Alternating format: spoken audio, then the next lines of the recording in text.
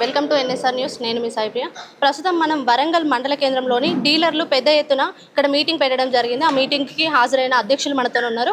ఒకసారి అడిగి తెలుసుకుందాం ఎందుకు ఈ మీటింగ్ పెట్టడానికి కారణం ఏంటంటే. సార్, పెద్ద ఎత్తున డీలర్లందరూ కలిసి మీటింగ్ పెట్టడానికి కారణం ఏంటి సార్? మేడం, మన యొక్క వరంగల్ మండలంలో 85 మంది రేషన్ డీలర్లు ఉన్నారు. వివిధ కారణాల చేత అక్కడ ఖాళీ ఉన్నటువంటి ఒక 10 మంది పోను 75 మంది తోటి ఈ జిల్లాలో ప్రజా పంపిణీ అనేటువంటిది చాలా పారదర్శకంగా కొనసాగుతూ ఉంది. అయితే ప్రతి 2-3 సంవత్సరాలకు ఒకసారి ఎన్నికలు నిర్వహించుకొని అధ్యక్షుల యొక్క ఆధ్వర్యంలో కార్యకలాపాలను కొనసాగించేటువంటి ఆ యొక్క ఆనవాయితీ మా డీలర్లలో ఉంది.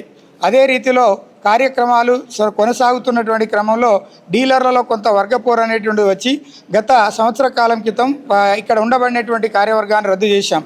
ఆ తర్వాత పెద్దలు గజి గోవర్ధన్ గారి ఆధ్వర్యంలో ఒక అడాక్ కమిటీ ఏర్పాటు చేశాం. అడాక్ కమిటీ కూడా చాలా రోజుల నుండి పనిచేస్తూ ఉంది. ఇంకా సంపూర్ణమైన బాధ్యతలు ఇవ్వాలి, మెరుగైనటువంటి ప్రయోజనాలు పొందాలి ప్రభుత్వం దగ్గర నుండి అనేటువంటి క్రమంలో ఈరోజు డీలర్లందరూ మెజారిటీగా హాజరై ఎన్నికలను ఖరారు చేయడం జరిగింది.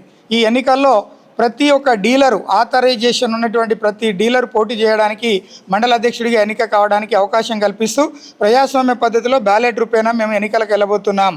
డీలర్లకు కూడా కొన్ని సమస్యలు ఉంటాయి కదా సార్, ఆ సమస్యలు ఇప్పుడు మీ వరకు ఎంతవరకు వచ్చినాయి? వాళ్ళ సమస్యలు ఎలా పరిష్కరించబోతున్నారు? ఈ రోజు ప్రధానంగా డీలర్లు బర్నింగ్ ఇష్యూ ఎదుర్కొంటున్నారు. స్టిల్ మేము ఒక 5 నెలల కమిషన్ రాక కేంద్ర రాష్ట్ర ప్రభుత్వాలపైన తీవ్ర ఆందోళనకు దిగుతా ఉన్నాం.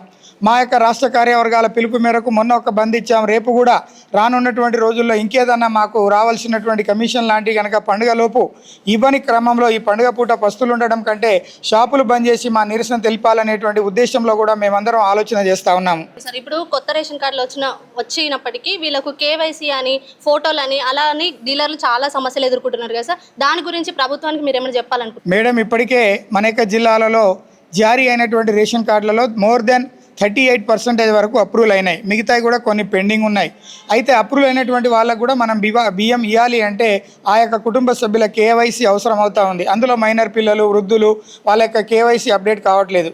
దానికి సంబంధించి గౌరవనీయులు డిఎస్ఓ గారికి, జేసీ గారికి మేము కూడా మరి వీళ్లకు ఈ రకమైన కేవైసీ పెండింగ్ చూస్తూ ఉంది అంటే ఈ పండుగ సందర్భంగా కేవైసీ వెనక ముందైనా కూడా బియ్యం ఇవ్వండి, ఆ తదుపరి మళ్ళీ సభ్యులను ఒక్కొక్కరుగా పిలిపించుకొని మీరు తంబు తీసుకునే అవకాశం కల్పిస్తాము, సమయం పొడిగిస్తామని వారు అన్నారు. ఆ దిశగానే కేవైసీ వెనక ముందైనా కూడా అందరికీ కూడా లబ్ధిదారులు అప్రూవల్ అయినటువంటి కార్డుదారులకు బియ్యం ఇవ్వడానికి మా డీలర్లు ఎలాంటి ఇబ్బంది కలిగించారని మీకు తెలియజేస్తా ఉన్నాం. చూసారు కదా, ఇప్పుడే జిల్లా అధ్యక్షులు మనతో మాట్లాడడం జరిగింది. డీలర్ల సమస్యలు చాలా వరకు పరిష్కరించబోతున్నామని చెప్తున్నారు. కేవైసీ లేకపోయినా బియ్యము ఇస్తామని అయితే సార్ చెప్తున్నారు. కెమెరామెన్ మహేష్తో సాయిప్రియ, ఎన్ఎస్ఆర్ న్యూస్, వరంగల్.